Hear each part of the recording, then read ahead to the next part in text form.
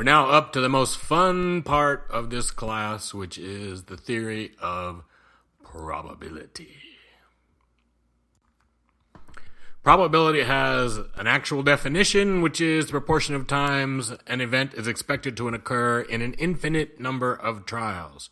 So it's a proportion, it's 1 out of 10, 2 out of 20, 7 out of 42, whatever it is, it's a proportion, like a fraction, of the times that event is expected to occur. Not what it's going to do, what it's expected to do.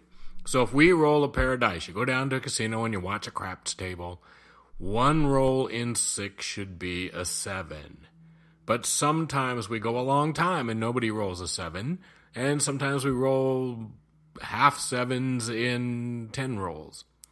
So it's expected to occur. It's not what actually occurs, it's what expected to occur. And then in an infinite number of trials. Statistics says, probability says, we don't really express the truth until we get to infinity, that we have to try something an infinite number of times. Fortunately for us, infinity comes around rather quickly.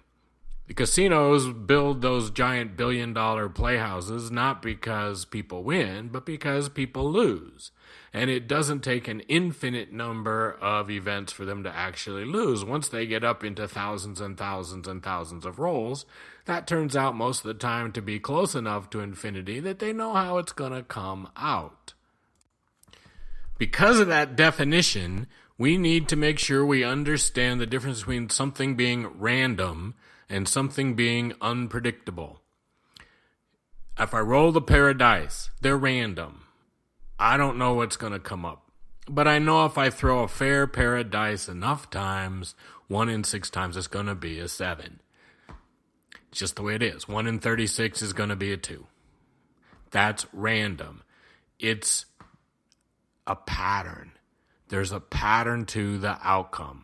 We can't predict each individual try, each individual throw, each individual roll of the dice, but there's a pattern to it. And because there's a pattern, we can figure out how to set the odds if we're the casino so that we always win. And we can figure out why we're not always going to win if we're the player. If something is unpredictable, if we just simply can't say anything about it, there's no pattern, there's no way of calculate anything, it's not statistics, it's not probability. So we're only interested in those things that have an actual pattern that's beneath them. Some games we play in life, there's a pattern. Some games there's not. And how we deal with those games is different. So let's think about these games. Craps is a roll of the dice. We throw the dice. We know that the chance of getting 2 4s, which in casino biz is a hard 8, is 1 in 36. That's the pattern. If you bet that, the casino's going to pay you 8-1. So if you put $36 down, you expect to win 8. That's not a good deal. The house is going to keep 24. Bad deal. How can we figure that out? Well, there's a pattern. In cards, there's a pattern. That's why people card count. If all of the aces are gone from the deck, you don't hit 20 hoping to get an ace. On the other hand, if the deck is full of 10s and you've got 11, that's when you go for it.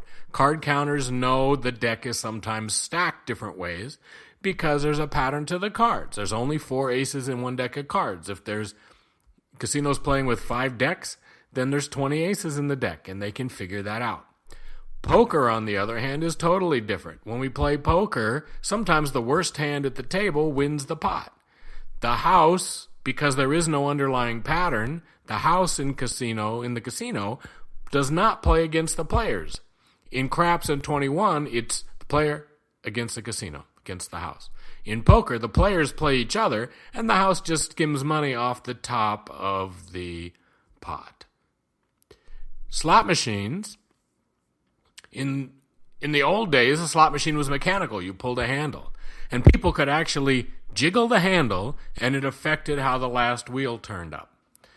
That meant there was a little bit of a pattern there, a little bit of something they could do. Now almost all slot machines are electronic, and it takes away the ability of the player to manipulate the odds a little bit. But the key is when the game is played in a way that there's a pattern, the house plays against the player.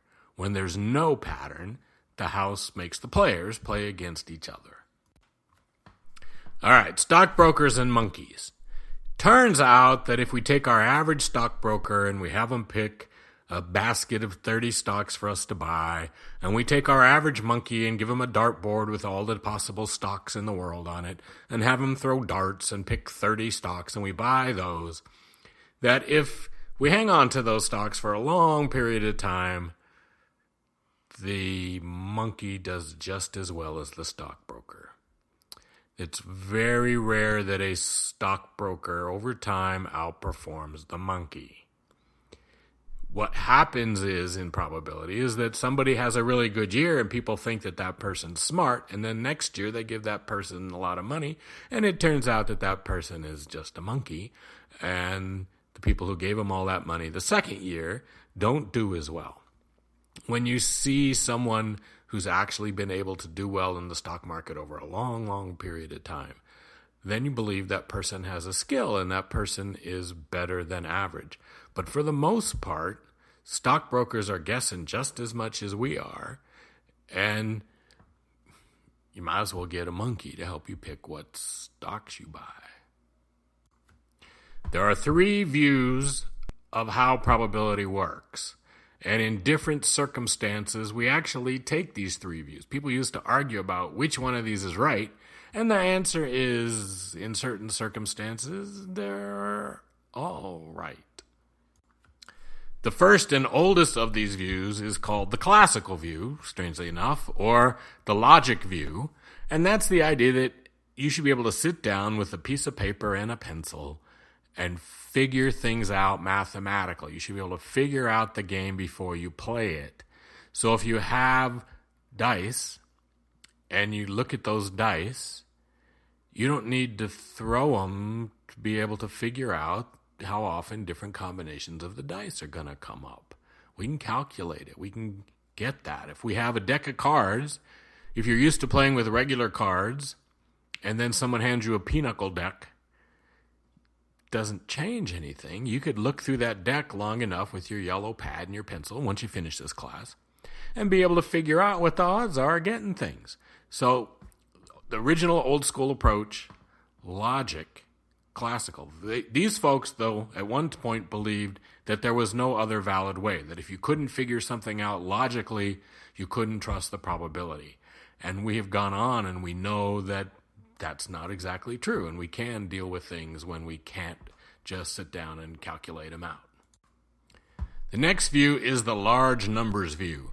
This view says you can't trust your pencil a lot of times, and the way you calculate the odds of something is to do it over and over and over and over again many times, and the probabilities will exert themselves over that large period of time. So we call it, again, law of large numbers, or we call it relative frequency. We're just doing something 10,000 times and seeing how it turns out and calling that the probability. And that's fine, but in fact, the classical approach will give you a more exact number without you having to do something 10,000 times. The reason that we keep this on the list is there are just times when you can't calculate it, and you just need to do it over and over and over again, and we figure it out from doing it. Every time they build a new airplane or build a new boat, they test it and test it and test it on all their mathematical models, but it still will surprise them when they get it up in the air or they get it out on the ocean, because the world sometimes is different. So you got to do something a lot, and sometimes you got to do it in the real world to make sense out of it. And the last of the 3 is the subjective approach, or the guessing approach. Even though it's a lot more scientific in the modern world, we don't really think of it as guessing. Statisticians used to get very offended by folks who did it this way, and it turns out that there are actually really good ways to deal with something you know nothing about by taking a guess, and then as you get more information, right and wrong and different, you improve that guess. the secret codes that got translated in World War II that we found out what the Japanese and Germans were sending to their navies. We solved those secret codes by guessing at them, and then by using statistical and probability techniques to keep refining our guess and refining our guess and refining our guess until it stopped being a guess.